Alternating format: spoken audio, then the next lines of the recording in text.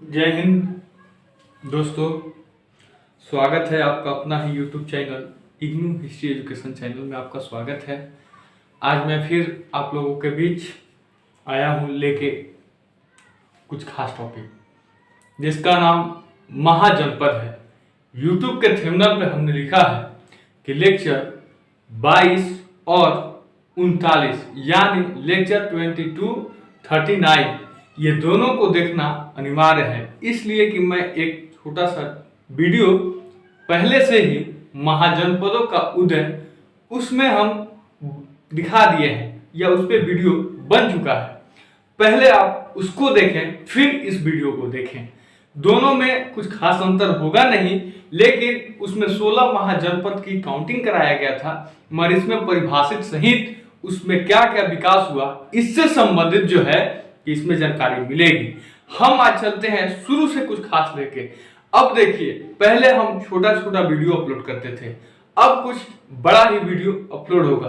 ठीक, मैं कहता हूं कि जागो परिंदे, जो विद्यार्थी हैं, जो पढ़ने के परिंदे हैं, उनसे मेरी विनती है, आग्रह है कि आप उठो और फिर से एक कदम अपने इतिहास के तरफ चलो। जरूरी नहीं कि आप कंपटीशन करेंगे, नौकरी करेंगे तभी इतिहास पढ़ेंगे, नहीं। ये हमारा देश है, इसमें हमें सबसे पहले इसका इतिहास ही जानना बहुत जरूरी है। मेरे दोस्त, बहुत ही अच्छा टॉपिक है महाजनपद का उदय। आज हम एक दफा फिर एक झलक पीछे से आगे की तरफ रिवीजन कर रहे हैं, उसको आप देख लीजिए कैसे कर रहे हैं। सबसे पहले हम ये कहेंगे कि हिस्ट्री का जनक किसे कहा गया था? तो हेरोडोटस को। ठीक, वो याद रखिएगा। इसमें 3 खंड हमने बांटा था, जिसको हिस्ट्री का मतलब जो आप इस वीडियो को तभी समझ पाएंगे जबकि YouTube के थंबनेल पे लेक्चर 8 या 9 में दिया होगा कि स्ट्रक्चर ऑफ हिस्ट्री, इतिहास की बनावट, उस पे लिखा होगा। उस वीडियो को आप सबसे पहले देखें, तब जाके इतिहास, उसका शॉर्ट वीडियो भी अपलोड है, उसको भी आप देखिए। तो चलिए फिर से हम शुरू करते हैं। तो सबसे पहले हम देखते हैं इतिहास, हिस्ट्री में क्या देखते हैं? प्राग ऐतिहासिक काल। प्राग ऐतिहासिक काल में कितने प्रकार, जैसे कि हम टेंस पढ़े होंगे, भूतकाल, वर्तमान काल, भूतकाल, भविष्य काल, 3 हो गया। तीनों में 4-4 खंड हो गए। ठीक, प्रेजेंट, पास्ट, फ्यूचर, ये तो पहले 3 देख लिए, उसमें 4-4 खंड होते हैं। ठीक उसी प्रकार आइए अभी हम देखते हैं प्राग ऐतिहासिक काल। प्राग ऐतिहासिक काल में पुरातात्विक काल, मध्य पाषाण काल, पूरा पाषाण काल, मध्य पाषाण काल, नव पाषाण काल, ताम्र पाषाण काल। ठीक, ये 4 काल हो गए इसमें। उसी प्रकार इसमें आइए, ऐतिहासिक काल में 3, सिंधु सभ्यता, हड़प्पा सभ्यता, और उसमें कांस युग आता है एक ठो, कांस युग। ये भी सेम चीज है, सिंधु हड़प्पा का इतिहास पढ़िएगा, उसी को कांस युग भी कहते हैं। ठीक, ये आर्ध ऐतिहासिक काल में है। ये किसमें है? आर्ध ऐतिहासिक काल। इसमें ठोस में हम मतलब एक एक वीडियो करके बनाए हैं। पूरा पाषाण काल क्या है, मध्य पाषाण काल क्या है, सब यूट्यूब के थंबनेल पे लिखा है, पढ़िए आप लोग। ठीक, उसके बाद आपको समझ में आएगा। अब देखिए, सिंधु सभ्यता, कांस की सभ्यता, हड़प्पा सभ्यता, इसमें लिखा हुआ मिला था। इसमें मतलब मानव जाति खाना बदोश थे, जो कि सिर्फ खाते थे और जीते थे, शिकार वगैरह करते थे। किसमें? प्राग ऐतिहासिक काल में। उसके बाद इसमें लिखा हुआ मिला, लेकिन पूर्ण रूप से नहीं पढ़ पाए। उसके बाद से जो है कि लिखा हुआ मिला, जो किसमें पढ़े हम लोग? ऐतिहासिक काल में। अब ऐतिहासिक काल में प्राचीन भारत कहिए या प्राचीन इतिहास कहिए, दोनों बात बराबर है। ठीक, तो इसमें भी हम 3 देख लिए, ऐतिहासिक काल में भी 3, सिंधु सभ्यता, हड़प्पा सभ्यता और कांस के युग। ठीक, उसके बाद 3 खंड में, तीसरा खंड में क्या है? ऐतिहासिक काल। इस ऐतिहासिक काल में प्राचीन भारत कहिए या प्राचीन इतिहास कहिए, दोनों का सब एक ही है। और प्राचीन इतिहास पढ़ लिए हम लोग। प्राचीन इतिहास में हम लोग क्या पढ़े थे, इसको देखिए। पहले सबसे पहले प्राचीन इतिहास में हम लोग पढ़े थे पुरातात्विक और पुरातात्विक में हम लोग क्या पढ़े थे? सिक्का अभिलेख। इसमें क्या पढ़े थे? अभिलेख। ये किसमें पढ़े थे हम? पुरातात्विक। ये ऐतिहासिक काल ही यहाँ आएगा। ठीक, ये ऐतिहासिक काल में हम लोग पढ़ रहे थे, पुरातात्विक में सिक्का अभिलेख। इसमें एक आया था बीच में, जो कि आप नाम सुने होंगे सबको, वास्को डिगामा का आपने नाम सुना होगा। विदेशी यात्रा या खोज, यानी जब वो सबसे पहले एशिया से मतलब भारत जब आए थे, तो उसने वास्को डिगामा क्या है, भारत का खोज नहीं किए थे, वो भारत आने का मार्ग यानी रास्ता, सड़क की खोज किए थे। वो कौन सा है ये देखिए, सिक्का अभिलेख। इसमें विदेशी यात्रा, विदेशी यात्रा, ठीक, ये देख लीजिए। उसके बाद लास्ट में हमें क्या पढ़ना है, लास्ट में पढ़ना है साहित्य, साहित्य, साहित्य। उसके बाद क्या पढ़ना है, धार्मिक, इधर लिखना है धार्मिक, धार्मिक, और इधर लिखना है गैर धार्मिक, ठीक, गैर धार्मिक, धार्मिक। इसको देखिए आप पहले स्ट्रक्चर ऑफ हिस्ट्री को एक मरतबा ध्यान से पढ़िए, उसको जब तक नहीं पढ़ेंगे तब तक समझ में नहीं आएगा, उसको देखिए। उसके बाद हम लोग धार्मिक गैर धार्मिक पढ़ लिए, विदेश यात्रा भी पढ़ लिए। उसमें लिखा होगा, यूट्यूब के वीडियो क्लिक करते हैं तो उसका डिस्क्रिप्शन पढ़ें, इसमें कौन कौन सा मतलब दिया गया है, किस किस टॉपिक पे पढ़ाया गया है, तब ना समझ में आएगा। यूट्यूब ऑनलाइन पढ़ने भी सब किसी को नहीं आता, टीचर के वर्ड पे ध्यान देना पड़ता है कि हम कॉपी ले ले, अपने आगे रख ले, उसके बाद से पढ़ना शुरू करें कि हम किस प्रकार से पढ़ रहे हैं, ठीक। उसके बाद देखिए साहित्य, साहित्य में क्या पढ़े, धार्मिक गैर धार्मिक। अब इसमें भी हम दो पढ़ेंगे, ब्राह्मण, ब्राह्मण, और इसमें पढ़ेंगे गैर ब्राह्मण, गैर ब्राह्मण। अब ये हो गया धर्म से संबंधित, ठीक। अब इसमें हम क्या क्या पढ़े थे, यहां से आइए, ऐतिहासिक काल, ऐतिहासिक काल में पुरातात्विक, विदेशी यात्रा, साहित्य। पुरातात्विक में सिक्का अभिलेख, विदेशी यात्रा, ये सब YouTube के थंबनेल पे लिखा होगा, उसके डिस्क्रिप्शन में पढ़िए। जब वीडियो क्लिक करते हैं उसका डिस्क्रिप्शन पढ़िए, उसमें क्या क्या लिखा हुआ है उसमें लिखा रहता है, ठीक। उसके बाद साहित्य, धार्मिक, और धार्मिक में ब्राह्मण, इसमें गैर धार्मिक, ब्राह्मण, गैर ब्राह्मण। इसके बाद आइए, अब इसमें जो है ब्राह्मण में, इसी में हम क्या पढ़े थे, उप वेद, वेदांग, पाषाण। उसके बाद जो था क्या कि इसमें गैर ब्राह्मण में उपवेद, वेदांग, उपनिषद, महाकाव्य, ये सब इसमें हम पढ़े थे। इसमें कितना था, 6 था ब्राह्मण में, ठीक। और गैर ब्राह्मण में जो था, इसमें क्या था, 2 ही था, जिसमें बौद्ध धर्म और जैन धर्म, इसी के बारे में इतिहास में मतलब चर्चा किया गया है। लेकिन इग्नू भी ऐसा यूनिवर्सिटी है जिसमें हम पढ़े हैं, तो उसी के सिलेबस से संबंधित हम वीडियो बनाते हैं। आप मेरे वीडियो को देखेंगे तो सिर्फ सिलेबस आपको समझ में आ सकता है। जिस टॉपिक पर अगर हिस्ट्री, अगर आपका ऑनर्स पेपर है तो आप देख लीजिए इंटर का बुक उठा के, या फिर ग्रेजुएशन का या पोस्ट ग्रेजुएट का, जो भी आप सिलेबस उठाएंगे उसमें देखिए उस टॉपिक को पूछा है या नहीं पूछा है। हम सबको इकट्ठा करके ही एक वीडियो अपलोड करते हैं, ठीक। तो उसको आप मिलाइए, आप अपने सिलेबस को रखिए, उसके बाद मेरे वीडियो को देखिए, तब समझ में आएगा, ठीक। गैर धार्मिक, अब इसमें जो था बौद्ध और जैन था, तो बौद्ध जैन सिर्फ 2 इतिहास में दर्शाया गया था। लेकिन उसमें पढ़ना भी हमें कौन कौन सा धर्म था, इस्लाम धर्म, शैव धर्म, वैष्णव धर्म, इन सब से संबंधित मतलब लगभग 7-8 धर्म पढ़ना है इसमें। गैर ब्राह्मण, ब्राह्मण में तो 6 पढ़ना है, इसमें 7-8 धर्म पढ़ना है, जो धर्म की उत्पत्ति हुई, ठीक। अब इतना जब आप समझ जाएंगे तो अब हमको कहां चलना है, ये सब खत्म हो गया, ठीक। इसको हम मिटा देते हैं, जब ये खत्म हो गया तो इसको मिटाते हैं। आप इसको समझ लीजिए, समझने के बाद इसको स्क्रीनशॉट लगा लीजिए, इसका जो है नहीं इसमें समझ आता तो हिस्ट्री, स्ट्रक्चर ऑफ हिस्ट्री, इतिहास की बनावट, उसको आप देखिए, उसमें आपको समझ में आ जाएगी कि हमें पढ़ना क्या है, ठीक। अब इसको मिटाने के बाद हम देखते हैं कि अब हमें क्या पढ़ना है। अब हमें पढ़ना है यहीं पे, अब ये 4 ही देखना है, 4 में कौन देखना है ये हम बता रहे हैं आपको। 3 खंडों को देख लिए, कॉपी पे आप इसको लिखिए। अब इसमें मध्य, आधुनिक, आधुनिक भारत, आधुनिक भारत, आधुनिक भारत या आधुनिक भारतीय इतिहास कहिए, ठीक। यहां मध्य, मध्यकालीन भारत कहिए, मध्यकालीन, कालीन भारत। अब यहां से हो जाएगा आधुनिक, अब यहां हो जाएगा फिर क्या, नेहरू युग, नेहरू युग, नेहरू काल या नेहरू युग कहिए, युग या काल कहिए, ठीक। उसके बाद हम पढ़ेंगे विश्व युद्ध, विश्व युद्ध, विश्व युद्ध, ठीक। जब इतना देखेंगे तो अब हमें क्या पढ़ना है, प्राचीन भारतीय इतिहास। इसमें जो पढ़े थे हम लोग क्या पढ़े थे? प्राग ऐतिहासिक काल में उतना सारे पढ़े थे, धार्मिक गैर धार्मिक तक अंतिम हो गया। उसमें जब पारसी धर्म सबसे अंतिम धर्म था जो छोटा सा, उसको निपटा दिए। अब हम इसको पढ़ लिए, प्राचीन भारत, प्राचीन भारतीय इतिहास, जो कि हम धार्मिक गैर धार्मिक तक द कर दिया, खत्म हो गया। अब द बिगिन, अब जो हो गया ये क्या है? मध्यकालीन भारत या मध्य भारत, मध्यकालीन भारत या मध्य भारत, इन भारतीय इतिहास, मध्यकालीन भारतीय इतिहास। ठीक, अब इसमें हम पढ़ेंगे, जैसे कि भारत का नक्शा हम देखेंगे ऐसे इस प्रकार से। ठीक, उतना कुछ खास बनाने नहीं आ रहा, मतलब इसी भारत, तो उसी में हम क्या पढ़ेंगे? 16 महाजनपद पढ़ेंगे। तो 16 महाजनपद पढ़ने के लिए हम तो बोले कि यूट्यूब के थंबनेल पे हमने लिखा है, क्या लिखा है कि यूट्यूब के थंबनेल पे भारत का भी चित्र बनाया, उसमें 16 महाजनपद का नाम भी दर्शाया गया है, उसको भी आप लिख सकते हैं।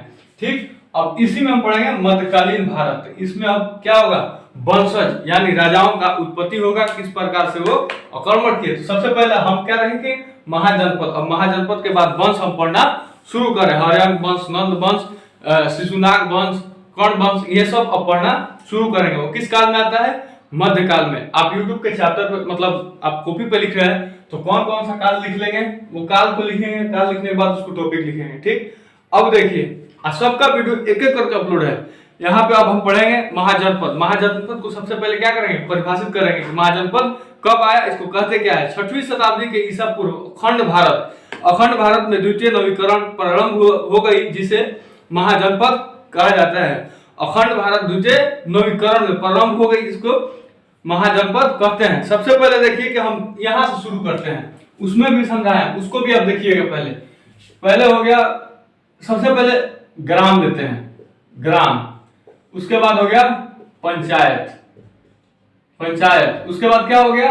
इसमें मतलब थोड़ा थोड़ा बढ़ते जाएगा, प्रखंड होगा, प्रखंड। उसके बाद क्या होगा? जिला। उसके बाद प्रखंड के बाद क्या होगा? अनुमंडल। अनुमंडल के बाद क्या होगा? जिला। जिला के बाद क्या होगा? प्रमंडल। प्रमंडल के बाद क्या होगा? राजधानी। ठीक उसी प्रकार ये बढ़ता गया। तो ये जो एक तरह से क्या है, महाजनपद जिसको कहते हैं, वो एक प्रकार का राज्य है। राज्य समझते हैं कि बिहार का राजधानी पटना, बिहार एक राज्य है। ठीक उसी प्रकार प्राचीन भारतीय इतिहास में प्रशासनिक इकाई को महाजनपद कहा जाता है। कुछ महाजनपदों का वर्णन उत्तर वैदिक काल में किया गया था। वो उत्तर वैदिक काल वाले महाजनपद था, जो लेक्चर किसमें हम किए हैं? 22 में। 22 में तो अभी किए हैं उसको, वो महाजनपद जो था उसको लेक्चर 22 में उसको परिभाषित किए हैं। ठीक, तो वो क्या था? उत्तर वैदिक काल वाला महाजनपद था। अब महाजनपद जो मेन था वो अब शुरू हुआ है। प्राचीन भारतीय राज्य प्रशासनिक इकाइयों को महाजनपद कहा जाता है। प्रशासनिक इकाई मतलब जिस तरह से हम राज्य व्यवस्था जो चाहते हैं, पुलिस मतलब क्या हो गया? शासन, और सीओ वीडियो जैसे ऐसे अधिकारी हो गया, प्रशासन हो गया। ठीक, वही प्रशासनिक इकाई मतलब राज करने वाले, राज्य को चलाने वाले को क्या कहते हैं? प्रशासनिक इकाई कहते हैं। इसका प्रमुख भाषा क्या थी? संस्कृत एवं प्राकृत है। इसका शासन व्यवस्था राज्य, गणराज्य, राजतंत्र इसमें था। इसमें समय पूर्व उत्तर प्रदेश एवं पश्चिम बिहार के लोग व्यापार योग्य होने का बड़े बड़े प्रादेशिक या महाजनपदों राज्यों का निर्माण के लिए उपयुक्त परिस्थिति में बन गई। जिस तरह से हम देखते हैं भारत और पश्चिम बंगाल, कोलकाता वो पूर्व दिशा में है। बोर्ड नहीं, ऐसा कीजिए कि उस स्थान तक हमें पहुंचाइए, उस ऊंचाई तक ले चलिए, ताकि हम भी डिजिटल बोर्ड ला सके और नक्शा के साथ आपको बता सके। ठीक, तो उत्तर मतलब बिहार से लेके पूर्वी कहाँ? वेस्ट बंगाल तक का व्यापार किया जाता था। ठीक, मतलब लेन देन चलता था, आने का सामान खरीद बिक्री वगैरह किया जाता था।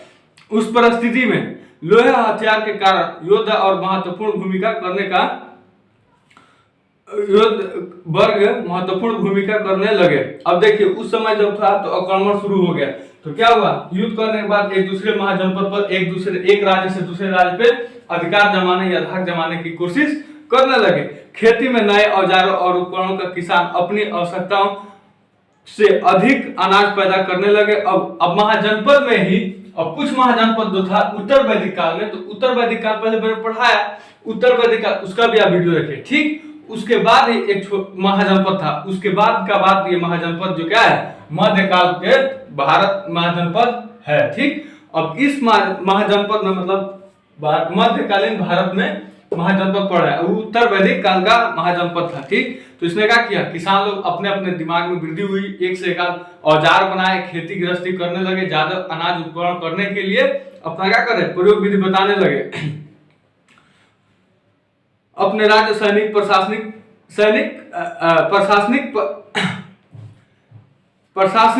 शासनिक परियोजना के लिए अतिरिक्त अनाज एकत्रित करवा सकते थे। अब देश चलाने के लिए भी तो उस समय क्या था, अनाज की खेती पर। अब सिंधु सभ्यता हड़प्पा सभ्यता में तो उस समय भी हमारा आर्थिक परिस्थिति के लिए क्या था, जो कि मेन आधार क्या था, कृषि था। ठीक उसी प्रकार ये भी देखेंगे महाजनपद में भी लोग परवल निष्ठा अपने जन या कबीले के प्रति व अपने जनपद का महाजनपद के प्रति हो गए। अब देखिए सब कबीले यानी पूरे लोग जो थे उस राज्य में स्थित थे, सब कोई मिल करके एक राज्य बनाया, अपना खेती गृहस्थी किया और राज्य पे अच्छे तरह से जीने और खाने की व्यवस्था करने लगे, जिसमें महाजनपद था। तो सबसे पहले क्या था, ग्राम को क्या कहते थे उस समय, इसमें ग्राम जो हम डाले हैं अभी उसको कबीला कहते थे, कबीला। ठीक, अब कबीला के बाद क्या हुआ, पंचायत। ठीक, कबीला के बाद ग्राम। अब देखिए ग्राम, जैसे ग्राम का मुखिया हो गया, आपका पंचायत का मुखिया हो गया। ग्राम के बाद जन और पद, महाजनपद। ये देखिए महाजनपद एक देखिए उच्च विद्यालय और महाविद्यालय, अंतर होता है कि नहीं दोनों शब्द में। उच्च विद्यालय हाई स्कूल हो गया, महाविद्यालय इंटर कॉलेज हो गया, वो कॉलेज के स्वरूप हो जाता है। ठीक, उसी प्रकार जन और जनपद दोनों मिला के क्या हो गया, महाजनपद हो गया। अब महाजनपद होने के बाद महाजनपद वो राज्य, एक प्रकार की राज्य हो गया। कबीला से शुरू हुआ था, कबीला, ग्राम, जन और जनपद, उसके बाद महाजनपद। धीरे धीरे क्या हुआ, विकास बढ़ता गया, इसका साइज जो है बढ़ता गया। अब उसके बाद हम पढ़ेंगे वर्तमान में 16 महाजनपद स्थित है।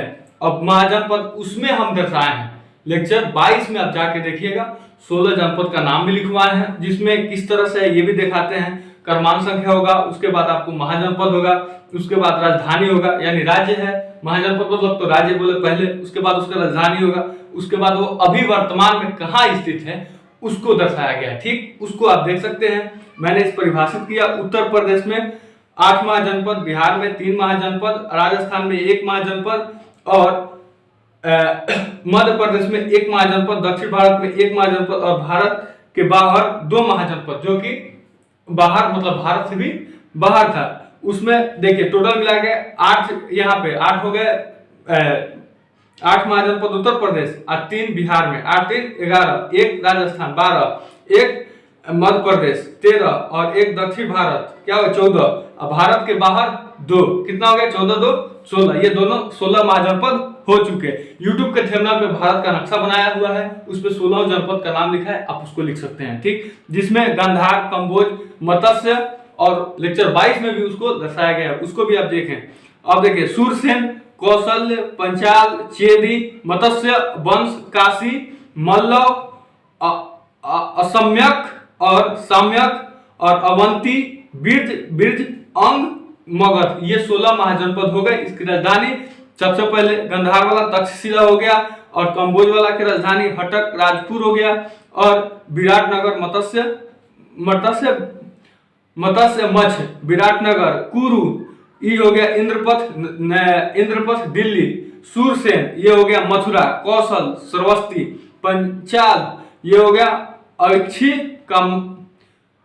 कमिल्य और हो गया चेदी वो शक्तमती, मत्स्य वंश कौशंबी, काशी वाराणसी का एक उत्तर प्रदेश का जिला है वाराणसी, वो काशी का उस समय था, वो क्या था महाजनपद, उसका क्या राजधानी था। अब इसमें महत्वपूर्ण महापुर नगर मतलब उस समय तो उस नगर हो गया। अब इस समय में आधुनिक नाम में क्या था, जो कि वो गंधार तक्षशिला जो है वो कहाँ है, पाकिस्तान में है। अब बताइए महाजनपद, अब उस समय तो आजादी हुआ नहीं थी, पाकिस्तान तो हम ही लोग का था। ठीक, तो अब तो बंटवारा हो गया, खैर मतलब वो हम लोग का था, तो वो क्या था, वो महाजनपद जो था उस सिरे में चला गया, जैसे भारत से अलग हो गया।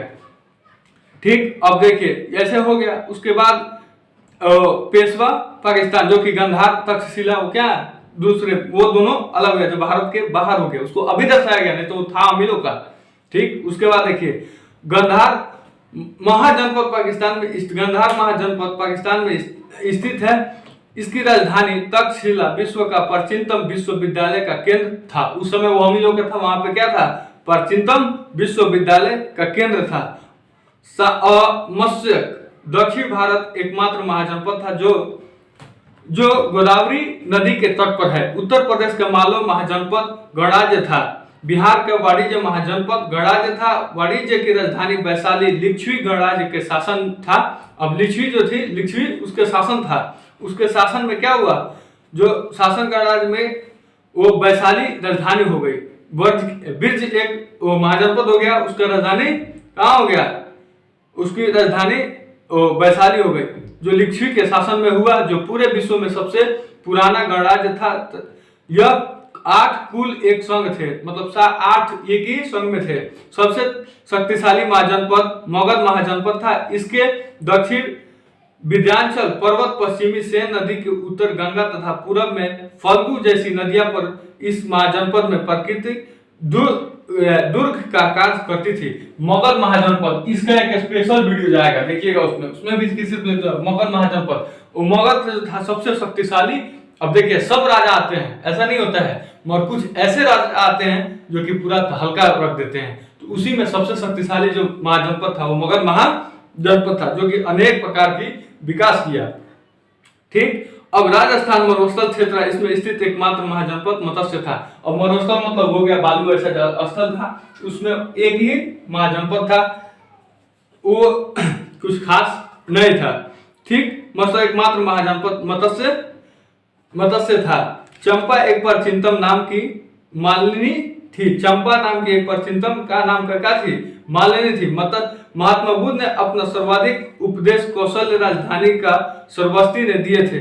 श्रावस्ती जो कौशल्य की राजधानी श्रावस्ती दिए थे, वो कौन थे, महात्मा बुद्ध के समय में वैसा हुआ था। मल्लव राजधानी के कुशीनगर महात्मा बुद्ध के महानिवारण हुआ। महात्मा बुद्ध के समकालीन अवंती के शासक में राजा चंद्र प्रद्योत थे।